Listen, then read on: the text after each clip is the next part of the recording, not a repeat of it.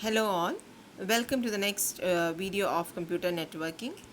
In this video we will be learning about the type of network based on the area of coverage. Based on the area of coverage, the networks are divided into PAN, LAN, WAN, MAN and WAN. PAN stands for the personal area network. We can say that when two three friends are standing together and they are exchanging something in their phone, they establish a connection between their phones using some Bluetooth or some Wi-Fi, etc. So that becomes a PAN connection. It's a personal area network. Or you may be transferring your messages from, or you're transferring your details from your phone to your laptop. There also the two devices are being connected for a personal purpose. So this constitutes a personal area network. Coming to the local area network, it is just like a network which is happening inside a building. Okay, it may be managed by a single person or managed by an organization. And for this purpose, you can use either Ethernet cables, which we have learned earlier, or Wi-Fi can be used for establishing a LAN. We can see that in our school itself, we are having a LAN connection in the lab. Now coming to the metropolitan area network, that is, see, you have seen that our school is having a LAN connection, KV2 is having another LAN connection, some other KVs in the mainland is also having LAN connection. When we connect these connections in the only in the Kendriya Vidyalaya Sangathan, that is this in our own organization, that becomes a metropolitan area network where it is covered from the other outside world. Only the schools, KV schools can access the network. Or similarly, coming to the SBI, the State Bank of India network, there are so many branches in the country, and this can be used, the network which combines all these branches can be considered as a metropolitan area network. You can see, and it is formed by the interconnecting a number of LANs. So coming to wide area network, WAN connects, it consists of all the type of networks, and there is no limit of any distance. Example, internet is an example of wide area network where the whole world is connected together. Okay, so even ATMs are now connected, whole world, right? So these type of connections becomes the wide area network. Now how these things work, so these all these networking, internet things and all, everything happens because some rules and regulations are already in place. So these rules and regulations are also known as protocols. So what are the network protocols available for us? Protocols are nothing but a set of rules. Okay, so the main protocols are TCP/IP, FTP, PPP, HTTP, SMTP, POP3, etc. So we'll see how the TCP/IP works. We'll say example of how the TCP/IP works. I told you that these are actually a set of rules. What are the set of rules that are being happening? So I'll show you. We have a sender computer there, and we have a receiver computer there. Okay, and we have this timeline. Consider this as a timeline. Okay, with time starts now. Here the time starts now. So first the sender, if the sender wants to communicate with this receiver, the sender wants to send 10 number of data. So what does is the sender will ask the receiver whether you are there. If this message is received by the receiver will tell that okay, I am here. That's not as an acknowledge message. So a physical connection is being established, and the sender confirms that the receiver is at the other end. Then what happens, the sender divides these 10 number of data that has to be sent into smaller packets, and these packets are sent one by one to the receiver, and the receiver can again communicate back that I received these things. And finally, after receiving all the things, the receiver will consolidate all the packets that has been passed into 10 packets such that the data is not lost at the receiver end. So this is how the TCP/IP works. TCP stands for the transmission control protocol, and IP stands for internet protocol. And I told you this IP, internet protocol, is responsible for the providing the address of each computer and performing the routing. So you know what routing is. Routing we have learned, we just mentioned about routing in the switching and all, packet switching and all. So the IP address is provided by the internet protocol.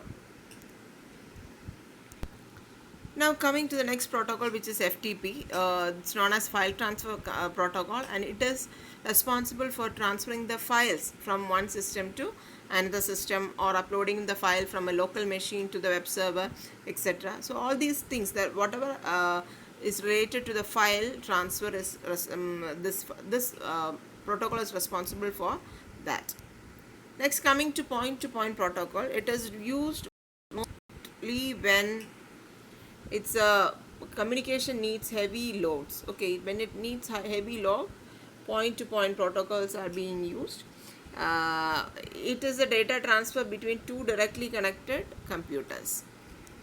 Now coming to one, which is hypertext transfer protocol, it is the protocol which is used to transfer all type of data and files or resources from one computer to another on the world wide web, on the net. So you can see while you are using an URL in your address bar, you can see that HTTP is typed on the first. So it uses HTTP protocol. Okay, and you can see HTTPS also, where S stands for the secure protocol. Now coming to the SMTP, which is a simple mail transfer protocol, which means that we are using the email system, right? So you send one email from one system to another. It is going through the internet. So SMTP is a protocol which is responsible for transferring an email from one system to another through over the internet. And the SMTP protocol uses two ports. What do you mean by ports? Is actually ports are the interface between your system as well as the web services or the internet, from your system as well as the internet. So can be every protocol will be using different ports. So the SMTP will be using, these are the standard numbers. SMTP will be using port 25 and 465. If it is non-encrypted, it will be 25, and it is secure connection is through 465 ports. And next one is post office protocol. Actually this is the protocol which helps you to store the emails in your local server, local systems. Even if it is offline, you will be able to view your emails. Whenever net is there, it will be downloaded in your system, and you will be able to see the emails offline. So this protocol POP3 is responsible for doing it. And again the port is specified here, 110 and 995.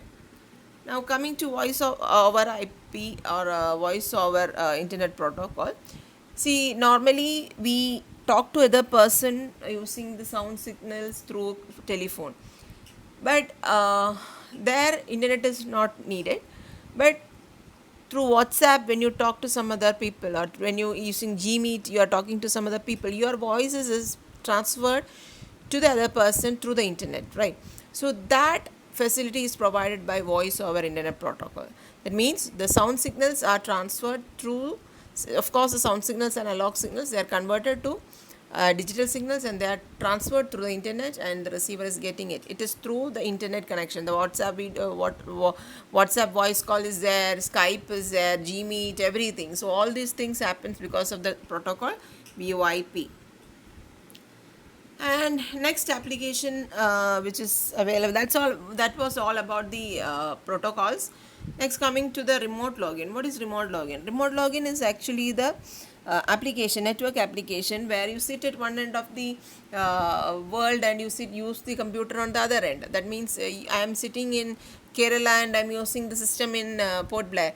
So I have the access to a system at the Port Blair. That is that is done because of networking, and there are the primitive remote login. It's known as remote login. Actually, remote login, I have the full power of as an administrator of a system at Port Blair while sitting in the mainland. So that's known as a remote login. So the user need ID of that computer generated by remote login application. The main programs are Telnet, AnyDesk, and TeamViewer. Telnet was the earliest one. Telnet was the first network applications used for remote login. Actually, whenever I can use the system at the remote place, just like I'm using it in front of it. Okay, so that's remote login. Now coming to the wireless mobile communication protocols. So mobile communication protocols are used for multiplexing and multiplexing. You know what a multiplexing is. It's a method to combine multiple digital or analog signals into one signal over the data channel. And the wireless communication protocols available are, or mobile communication protocols are GSM, CDMA and WLL. So GSM stands for the Global System for Mobile Communications, where you can have different global GSMs mobile phones, and you can use a network of any type of SIM, any type of networks. For example, I can take the connection with Airtel, or I can take the connection with Jio, or I can take the connection with Idea. Anything will do. Okay, so that's the GSM protocol. GSM uses time division multiple access to support 8 calls simultaneously. Now coming to GPRS, GPRS stands for the Packet Radio, General Packet Radio Services. It is the mobile communication protocol used by 2G and third generation in mobile telephoning. That it depends upon, you can see the speed. It is 56 kbps to 100 kbps. Now coming to wireless local loop is the local telephone service, wireless local telephone service. It's maybe major purpose is for specific organization. For example, you might have seen the wireless codeless phones of the police people. So the police department, they'll be using some wireless communication to talk among those people only. So that is the wireless connections. The subscribers are connected to their local exchange instead of the central exchange wirelessly. Okay, now code division multiple access is actually code division is not like our normal GSM phones. Earlier there was phones from Reliance and Tata Docomo. They will give their devices, their SIMs or the networks will be already inbuilt in them. We are not supposed to take out the SIM and put another SIM on that. So why? Because they use this code division multiple access protocol. So the technology, they get, each user gets entire spectrum all the time. Voice quality will be very high for this one. They cannot use the SIM card. It comes with a built-in technology. You cannot change the number. You cannot change the settings related to this SIM and all. Earlier there was for Tata Docomo and Reliance, but I don't think now the services are there for them. But the voice clarity will be very high for this type of methods. So thank you.